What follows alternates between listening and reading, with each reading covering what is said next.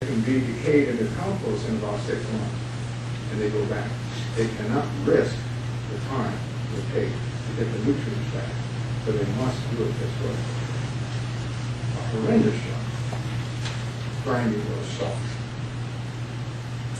So we walked from there over to the rice harvesting. They weren't finished yet.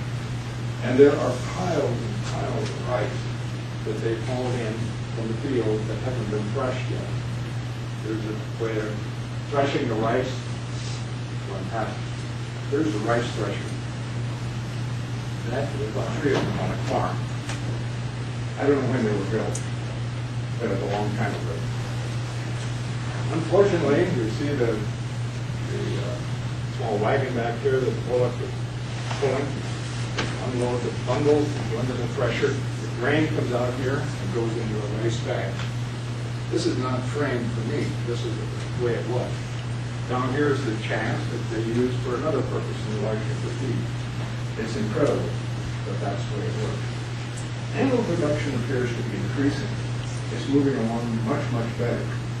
Now, what they're doing is that, in general, when the farms are revisited, the farm will own the sow, and when it has pigs in their weaned and they're about 1 month old, then they go to the families. And the family raise 1 pig in their backyard. And they feed it, and they get the manure back to use on their gardens. And the people tell me that the farms raised by the family, the pigs grow faster and do better than they actually do on the farm. It's that innovation that comes. I talked to the young lady that runs the swine farm, very intelligent. She knows all about breeding, nutrition. She knows about diseases. She can manage the swine herd. She has some flexibility. I told you before about the wheat dogs do not have flexibility, but they're getting it. She can manipulate it. At the same time, when we took the picture, I asked the girl who took the picture, make sure you get the plow. These plows haven't been used for a couple of years because there's no tractor, and they will not be used for several more years unless they get the tractor. So the other things that we can look at, wrap it up, a greenhouse. They're starting to let the farm managers take tours and going into China, seeing different innovations that are coming along. We saw the greenhouse construction. Came back and built one with vinyl plastic on the south-facing wall. Doing a great job growing vegetables, but learning about greenhouse techniques, he said, I'd like to build more. Well, how can I get the vinyl? As a petroleum product.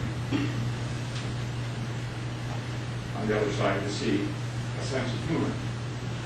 And that's something I found too. This fellow was with the Academy of Agricultural Sciences, and he's been going with us on visits, more recently, to the scientists on the research end of things to get out and discuss with the people around the farm. This is the farm manager, and this is the translator. We're going to take a picture in front of the headquarters of the, and I said, no, I'd rather take a picture over there in front of the big shops. So we moved over, and the guy said, if you're going to have a picture of the big shot would have to stand on the box. I never dreamed there would be such a sense of humor. But the people are human. They're just like everywhere else. There's other things that probably get their way. Well, technology is important. We work with the Academy of Agricultural Sciences, and they do the basic research, applied research, and local testing in various places in the country. But then all the material is passed over to the ministry. And the ministry is run more by the party and so on. And they evaluate the research, determine its usefulness, etc. And then they say, okay, that would be okay. That's something we should send to the farm. And then they send it to the manager of the cooperative farm, and he implements the practice and makes it work. He keeps records so that he can verify what's happening. When we're at the farms, they always give us lunch. And I know they do not eat this way every day.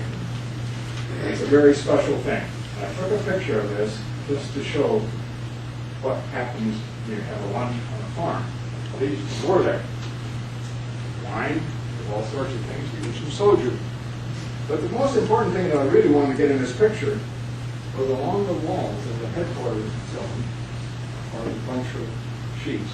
And those are the instructions that come from the ministry to tell them how to fill forms, fertilizer, I'll close the plants off, etc. It's farming by a recipe. But the farm managers are starting to get some flexibility. So there's a farm manager, there's a fellow that's in charge of the livestock, there's a fellow in charge of the crops, there's a fellow that's in charge of the irrigation. They set it up this way, and then it goes all the way down to the small groups of 10 to do the work on the farm. They wouldn't let me take a picture of it. Well, the guidelines for systems are pretty straightforward. Have to be realistic, have to build trust, a long-term thing, very seriously, stay humanitarian. What's the situation? I can't tell you exactly. You folks in economics should know a lot better what world food prices are and how that affects these things than rural society. Urban people can get from their private economies, rural people get the livestock and so on in their gardens. Teams in hope, energy, machinery, expanding the family farms, technology acquisition, and somewhere along the line, there needs to be some development of human capital, and all the management skills of the farm will be used and need research. This picture already brings the sadness to my heart that I get ready to read the arcade. You see the farm village in the summer with the gardens spread everywhere, trying to produce as much food and feed as they can get. You see the women lined up over in the center getting the water from the well, and you see the children. And you wonder, what is their dream? And I walk away and say, how can we help? So on the way over in the plane, I thought, what am I doing? And on the way back, I know what I'm doing. This whole